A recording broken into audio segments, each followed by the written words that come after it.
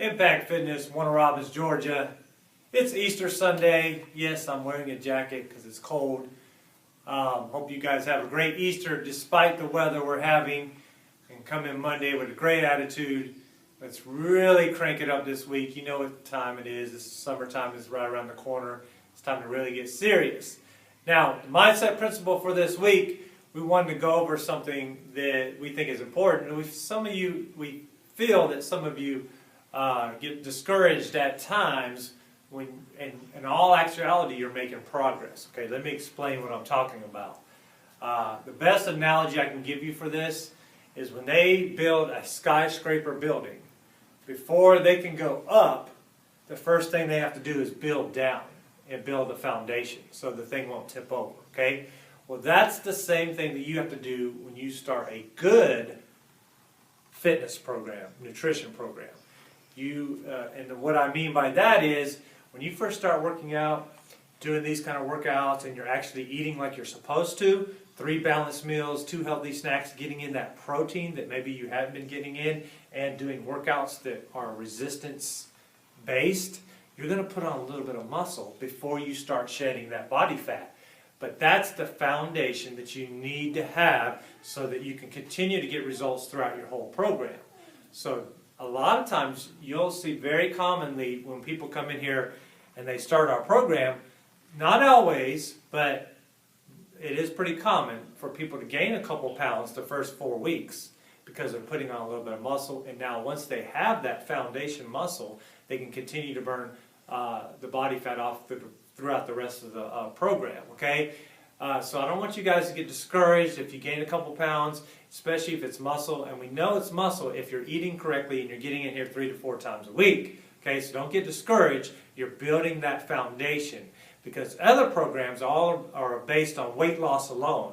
And when you get on those programs, you might lose 10 pounds in the first 8 weeks or so or whatever. And you're like, ooh, I did great. But really, you just restricted your calories. You didn't build any muscle. You actually lost muscle in the process of doing those restricted calorie diet programs. And then after a period of time, you're going to gain all that weight back plus some because you've just slowed down your metabolism. Okay? So stay the course. If you don't understand the nutrition, as always, get with me or Holly so we can really get you locked in. It's a great time of year to get refocused and make sure you understand how to do everything correctly. And as always, if you need to make a one-on-one appointment with me to learn how to use the equipment, because I know a lot of you may be intimidated by the equipment back there, again, it's just another tool that we have that will help you get leaner, fitter, and it's going to just be a lot different than boot camp, obviously. And you definitely need some good instruction if you're going to be back there working out on it. So if you want to get a session, it's 30 minutes long. We'll go over all the equipment back there and sets and reps and rest times and proper form, and you'll get a good basic understanding of how to use it. It's $30. You just make an appointment with me, and we'll sit down and show you how to use the equipment. All right, come in with a great attitude. Let's work hard this week. And one more thing, me and Holly and Tristan are going to be leaving Wednesday morning, and so we won't be here for the last half of the week, okay? We'll be here Monday and Tuesday, as always. So the rest of the week from Wednesday to Saturday, we still will have some instructors teaching for us. We'll have Friday 9 a.m. being taught by Bree, and then we'll have Friday evening at 4 p.m. taught by Erica, and then we will have Sunday 10:30 a.m. taught by Erica. But the rest of the sessions, the rest of the time, will just be 24-hour access for you guys to come in, okay? We'll definitely be here at the beginning of the week if you have any questions about that. If you don't have a 24-hour key, make sure you get with us before we go, okay? All right, first station, you know it, you love it. It's called a burpee. We're going to modify this burpee, do it on the step. Just gives you a little better angle, helps your back out a little bit, keeps you from swaying your back as much. You can either hop up on the step with a little plyo burpee, or you can just go straight up and do a regular burpee. Obviously, just do this the best you can at whatever capability you can, as hard as you can.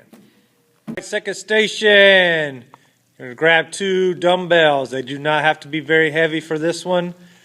You're going to do almost like a kettlebell swing. Got your feet kind of close together. You're swinging the dumbbells past your body just like a kettlebell swing, but instead of going between your legs, you're going to the sides of your legs, and you're popping it up there, letting it fall. Try not to use your arms to muscle it up there. Use your legs and your hips, and just let the dumbbells fall when they get to the apex.